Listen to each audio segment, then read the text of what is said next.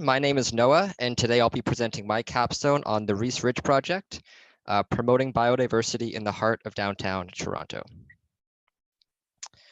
So Rees Ridge is a proposed park in the heart of downtown Toronto on the north side of Queens Quay, south of the Rogers Centre and CN Tower, and it was conceptualized by New York-based architects Y Architecture. The purpose of the project is to transform the barren Rees Street parking lot, seen here on the left, into a vibrant urban park. The design includes a gently sloping ridge that will create a visual and sound barrier to the Gardiner Expressway to the north, with a large lawn and several other areas reserved for trees and shrubs as seen in the picture on the right. The designers at Y Architecture have coined these planted areas microforests. The park's objectives include promoting native biodiversity, creating recreational opportunities for locals and tourists, and to help visitors foster a deeper connection with nature and the native species of Southern Ontario. To accomplish this, the microforests at Rees Ridge will be planted with a high diversity of native species, and Y Architecture have proposed using the Milwaukee Method to achieve this. The goal is to have these microforests develop in such a way that they will provide a broad range of ecosystem services, as Sarah described in her presentation. The focus of my project was to address two main questions. First, is the Milwaukee Method appropriate for this park, and how could it be implemented? And second, what other management strategies can be used to improve the health of the planted species and to help Y Architecture achieve their goal of promoting native biodiversity in the heart of downtown Toronto? More broadly, I will also touch on how urban parks can be planned more sustainably in the future. So as Sarah described, the Milwaukee Method is a methodology for tree planting that includes intensive site prep and planting trees very densely to create patches of native forest relatively quickly. The idea is that after 2 to 3 years of management, canopy closure will be achieved, and the forest will become self-sustaining with little to no management required. The two photos shown here are courtesy of A-Forest Inc., an urban forestry consultancy in India, who specialized in using the Milwaukee Method to restore trees on disturbed or degraded lands. The method has also been used in Europe and South America and is gaining recognition globally as a viable way to restore native forest. While the results from Milwaukee forests appear to be largely positive, taking a closer look at the literature reveals some problems with the method. Most of the scientific literature on the method has been published by Akira Miyawaki himself and does not provide rigorous methodologies or quantified results, instead describing the results in a largely qualitative and subjective fashion. I found two other sources which evaluated the method using a quantified approach, and these brought up some significant challenges to implementing it at Rees Ridge. The first paper looked at Milwaukee forests in Japan 40 years after planting, with and without thinning treatments, and compared these to nearby primary forest. The results showed that without thinning, crowding of the overstory resulted in little to no natural regeneration, creating a single age class forest with very little structural diversity and less biodiversity than the primary forest it was intended to emulate. This suggests that management and maintenance is required beyond the first few years to ensure that Milwaukee forests develop with greater structural and species diversity. Another study examined the results of two Milwaukee forest plots planted in Sardinia, Italy, which has a drier climate like that in Toronto. The experiment was successful in restoring native forest, but resulted in a high mortality rate of trees for both plots of 61 and 84% respectively after 12 years. The results from these two experiments pose some significant challenges to using the Milwaukee Method at Rees Ridge. The primary concern is the potential public safety risk caused by the high rates of mortality expected in a Milwaukee forest. As people are expected to walk along paths through the microforests, the possibility of dead trees or branches falling and striking a pedestrian is a real risk and must be managed. For the first few years after planting, this would be the responsibility of the designer, depending on the term and conditions of the warranty, but will eventually be handed off to the City of Toronto's Parks and Forestry Department. The issue is that the city has a limited budget and resources, and these are primarily focused on maintaining ecologically sensitive and important areas, such as ravines and riparian areas, as well as all the other parks in Toronto. Finally, planting trees at a high density and letting natural processes dictate which species win out may create unpredictable form and structure of the planted trees due to competition for light and other resources. When you consider that many of the microforests will be planted on slopes and exposed to high winds coming from Lake Ontario, the Milwaukee Method presents a situation that will be undesirable from a maintenance perspective and will impose a huge burden on the city to ensure public safety in the park. Using the Milwaukee Method will also result in higher project costs, as it will require several times more trees than traditional tree planting. So, is the Milwaukee Method a suitable approach for Rees Ridge? The answer is no, mostly due to safety and maintenance requirements. But that doesn't mean that Y Architecture's goal of promoting native biodiversity cannot be achieved. And the rest of my presentation will focus on strategies that can be used to help achieve this goal. So instead of planting trees and shrubs at a very high density, as Milwaukee suggests, at Rees Ridge, this project should be more intentional and carefully planned out. The first and most important step is to import high quality soils and to ensure these are tailored to the target species for each planted area. Trees and shrubs that require similar soil properties, such as pH, should be planted together so the soils can be appropriately selected. Soil amendments such as addition of compost, biochar, or mycorrhizal fungi can also be used to improve the growth medium. In addition, soil volume and depth will need to be adequately addressed, particularly on the steeper sections of the ridge, to prevent trees from toppling. To reduce the risk of toppling, areas with steeper slopes should contain trees with deeper roots that are less likely to fall over in high winds. Trees should also be planted with adequate spacing to minimize competition for resources such as sunlight, water, and below ground nutrients. The goal should be for each tree to reach maturity, and high mortality rates are undesirable, as I described before. To increase the likelihood that trees survive, larger and more mature nursery stock should be planted. The gaps between trees should then be filled with nurse shrubs. Planting nurse shrubs can be beneficial to neighboring trees and other plants by improving the microclimate conditions and increasing water and nutrient availability in soils. Through these facilitative effects, the health of the neighboring tree species should improve, especially in harsher climatic conditions, such as prolonged drought. Creating a dense layer of shrubs also reduces light availability in the understory and can prevent the recruitment of invasive species. Finally, a mix of early, mid, and late successional species should be considered to promote increased structural diversity and to achieve earlier canopy closure. Fast-growing pioneer species will help provide adequate shade for slower-growing shade-tolerant species and will also reduce light levels and prevent the recruitment of invasive species. Speaking of invasive species, these pose a huge risk to the health and future of urban forests. Some of the notable invasive species found in Toronto include common buckthorn, tree of heaven, and dog strangling vine, and these have already colonized large areas of ravines and other natural features throughout the city. At Rees Ridge, controlling the spread of invasive species will be vital to ensure the project's objective of promoting native biodiversity is achieved, as studies have shown that invasions by species such as the tree of heaven will reduce biodiversity of native species. Furthermore, forest edges are more susceptible to establishment by invasive species. Due to the small and isolated nature of the microforest at Rees Ridge, the entire area will essentially be one forest edge and will require extra attention. Another factor to consider is local seed sources and how these seeds are spread. Species such as the tree of heaven, which are bird dispersed, will have greater chances of establishing because they aren't limited by distance to the seed source. Selecting fruit-bearing trees for Rees Ridge may exacerbate this, as this will result in greater bird and mammal activity in the microforests. Humans may also spread seeds of invasive species unknowingly if those seeds become attached to clothing or bags.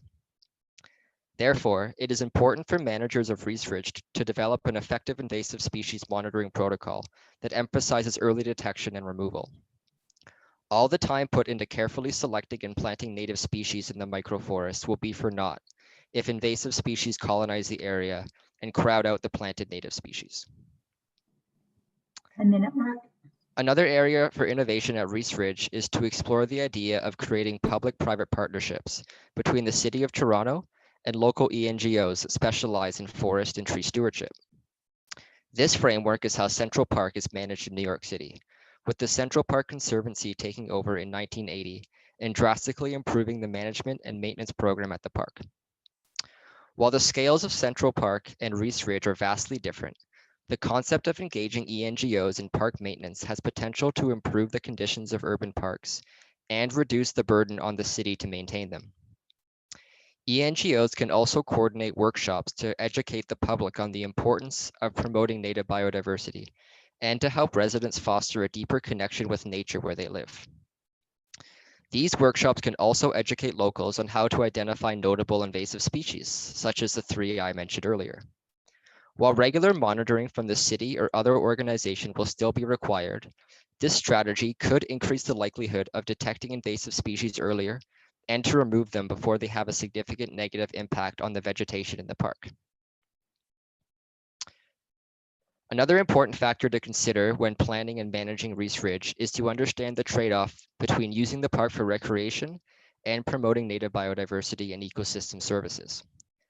Balancing these multiple objectives will be key to the success of the park and its planted native species. In urban parks, off-path trampling results in mortality of seedlings and smaller shrubs and creates compacted and impermeable soils which are detrimental to the health of all planted species. Therefore, off-path movement at Rees Ridge should be restricted wherever possible to avoid this. Microforest with several large trees and only barren soil between them will not provide the same level of ecosystem services and will appear unsightly. 12-minute mark. Designers should consider planting microforests on the steeper slope sections of the ridge with the idea that the slope will dissuade off-path trampling. The use of physical barriers around microforests should also be employed, as this will clearly delineate the paths and recreational spaces from the more sensitive areas and will reduce mortality and other negative effects due to trampling. The picture here is from Brooklyn Bridge Park in New York City and demonstrates how physical barriers can be used to separate recreational space from a vegetated area in an effective yet non-obstructive way. Parks and cities have tremendous potential to offer a range of ecosystem services and improve the sustainability of the built environment. However, progress is needed in several areas to further this goal. Firstly, the research in urban forestry and park management is lacking, in my opinion. Many of the papers I reviewed for this project identified areas for improvement, but offered little quantitative results on how to address this, instead addressing issues more qualitatively and calling for more detailed research in the future. Involving ecologists in the planning process will allow urban parks and forests to be planned more holistically and provide opportunities for research experiments to be set up with the objective of advancing urban forestry research. Designers and managers also need to view urban trees as a network functioning together instead of managing them as individuals, which is traditionally how they're viewed. Furthermore, urban parks can help create better landscape connectivity between natural features, such as ravines, and the surrounding environment, and provide more habitat for native insect, mammal, and bird species. Creating better connectivity between forest fragments planted with native species in a city will also increase the quantity of local seed sources and should result in more natural regeneration of those native species in parks and natural features. This may take many years to achieve, but as Akira Miyawaki suggests, we may reach a point where urban forests can become self-sustaining. I am not suggesting this will happen overnight, or even in our lifetimes, but as more projects like Rees Ridge emerge, where designers are willing to push the boundaries of what can be achieved with landscape architecture and green infrastructure planning, it's a more realistic possibility than ever before. So I'd like to thank the following people, John for helping acting as my Capstone supervisor, Kira and Mark from Y Architecture for giving me the chance to collaborate on this project and for conducting regular meetings with Sarah and I. Sandy for connecting me with Y in the first place. And then Amory, Rob Wright, Andy Kenny, Daniela, Claudia West, Shannon, and John Dion for taking time to speak with me one-on-one to help with my project. Thank you. Thank you very much, Noah. I'll pass the microphone once again over to Kira in her capacity as the external examiner. And yes, we'll start with questions directed towards Noah, but then if that evolves into conversation, all the better. Okay. Also, sorry I had my camera off the whole time. I just realized now that it was off, but I'm here. So Noah, I guess my first question is, it seemed that you decided that the Milwaukee Forest was not something that was suitable for an urban condition, and then decided to explore what kinds of forests were suitable to an urban condition. But I want to argue that, like a lawn, you know, if 50 years ago you had said, we're going to plant meadows in cities across the US, somebody, you know, people would have laughed at us and said, ha ha, that's too wild, that's too unkempt, that's too unruly. And I feel the situation is similar with proposals like a Milwaukee Forest, where yes, it is a different kind of condition. It is a thicket rather than trees and grass.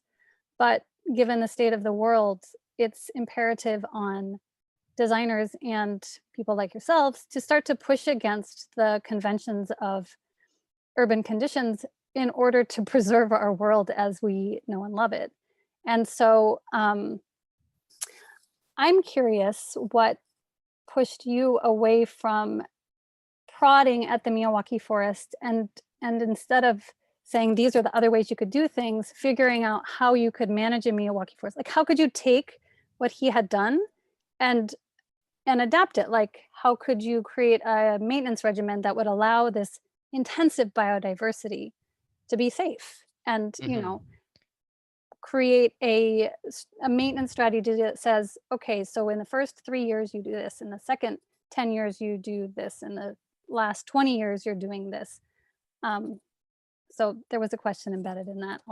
Yeah. So I want to say I came in with the idea that I was very optimistic about the Milwaukee Method. I'd heard a lot of good things about it. But then I spoke to Amory Ang, who's a City of Toronto Parks and Forestry Department worker. He does a lot of maintenance for the city, for their parks. And he was the one that said, like, the risk of dead trees or having branches and an unpredictable form and structure of all your trees in the microforests is such a huge burden on whoever's maintaining it, whether it's the city maintaining it or whether it's privately maintained. You're gonna have to be conducting so much thinning and so much sort of management and manicuring of that microforest that the budget would be ridiculously high. Well, not ridiculously high, but it would be very high. And then if you have someone coming in and cutting trees down constantly or constantly pruning or maintaining it, people will see tree cutting happening or pruning happening, and they're thinking, wait, they're trying to promote biodiversity, but they're cutting trees down. Can I interrupt you though? I feel like you bought into their negativity, right? Yeah, and then sorry, I also spoke with the horticulturalist for the project at Phyto Studios, and we had a really great discussion about this where I'd already sort of had these negativity coming from the city, and I was just like, so what do you think about it? Like, how would you go about planting this?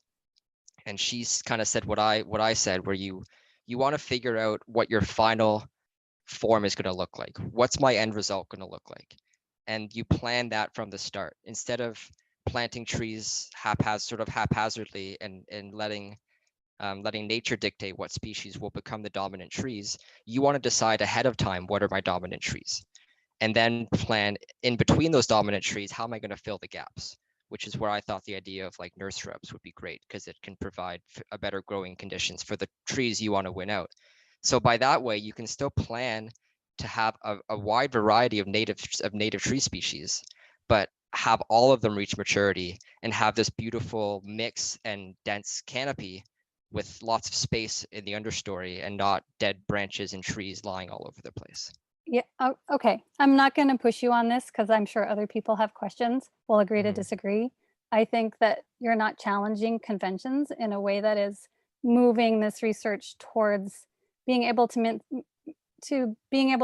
implement something that is pushing the ecological potential of urban spaces in a way that is meaningful and prioritizes the ecological function over the aesthetics of humans that aren't going to be here when the benefits of that place are coming into play. And in 40 years, our aesthetics may be very different. We may be happy for any kind of scraggly bit of green anywhere on the planet because it's all become a desert. So I'll be quiet and let other people jump in. There are many comments in the chat here that reflect the sort of compromise that you guys are both talking about. So I think it's definitely a ripe area for discussion. I see Sean's hand up. Sean, would you like to go ahead? Yeah, I just thought I'd throw out my comment that I put in the chat. There are these Milwaukee-like kind of experimental forests that were put in at Downsview Park almost 20 years ago. And we virtually visited those with the field camp back in September, and they look pretty good and have not a lot of maintenance. They were planted more as kind of multi-row hedgerows, but I think it would be really useful to find out what kind of things approaching Milwaukee Forest there are and learn kind of what's worked and what hasn't before making a decision, yay or nay. I think the biggest difference between the Downsview site and this site is that site's kind of away from people. It's like its own, it's like all overgrown, right? And it's not really an area where people are being encouraged, and there's not paths and there's not recreational opportunities.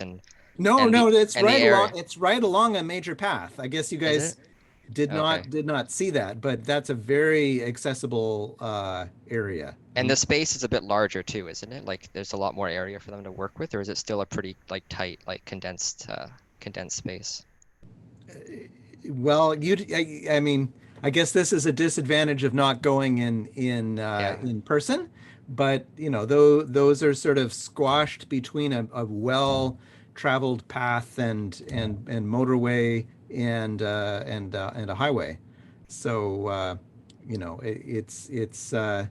but the siting is critical. I mean, that's a kind of the landscape and park design aspects are definitely. Because I'm all for. I just want to put it out there. I'm all for the Milwaukee Method. I think it's a great way to restore native forest, and all the experiments that they've done they've done experiments in Brazil where they stored native rainforests using the Milwaukee Method. Like the results are great. I just think you need to pick the right place and the right time to use it.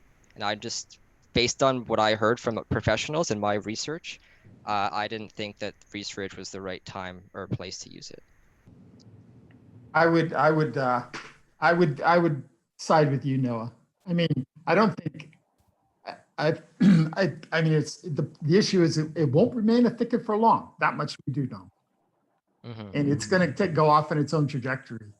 And I think it's better to think about that trajectory from the start.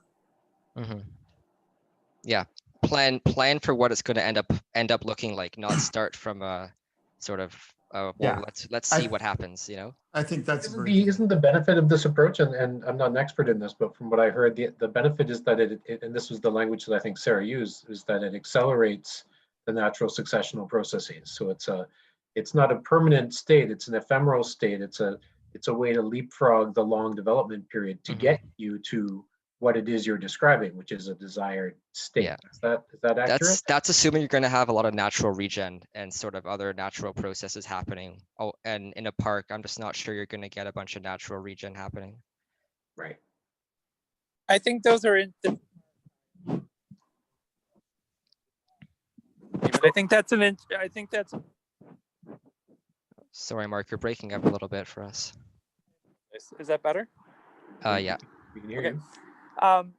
One of the things that I think is really, this is an interesting discussion, and I think if we put aesthetics aside for a moment, one of the critical things that we look at, and Downsview was a great example because it's something that being a design competition was something we know about, and there was an aesthetic idea, an aesthetic concept by designers, and and then to see how do those design ideas become measurable. And so in this case, I think one of the things that we're maybe asking, and I would shift a question that you don't have to answer right now, Noah, but to think about would be not necessarily is the Miyazaki method appropriate or even is microforests appropriate, but through looking at them, I think one of the questions we have as designers is what is an appropriate approach or compromise or hybrid, really, to bringing biodiversity, maximum biodiversity, to an urban condition that's not necessarily connected to another ecosystem, let's say patch, a forest, or ravine, or other system. And I think that's where it becomes an exciting design proposition for us is, what are the hybrid systems and how do we as designers pitch those to clients or measure them beyond aesthetics? How can we start to talk about these tangible benefits in quantitative terms to argue one way or another or to find a compromise that works? That's kind of what I try to come up with, because I really love the idea that you guys have of promoting biodiversity and trying to make a park that's like a great recreational and like aesthetic place, but also one that provides the ecosystem services and can, provide these environmental sort of services that we need to survive. And I think that the kind of approach that I took sort of meets somewhere in the middle of traditional park planning, where you have a bunch of trees planted across a lawn, and what you guys want to do somewhere in the middle of the Milwaukee method and a bunch of spaced out trees, you can find this middle ground of biodiversity, but in like a more planned out and like, I guess, articulate methodology. Does that make sense? You can look, I mean, the other issue too is like what you're talking about, Noah. Like if we visited Mary Garchord's stuff down in southwestern Ontario, trying to reestablish Carolinian Forest down there, and they really maximize diversity.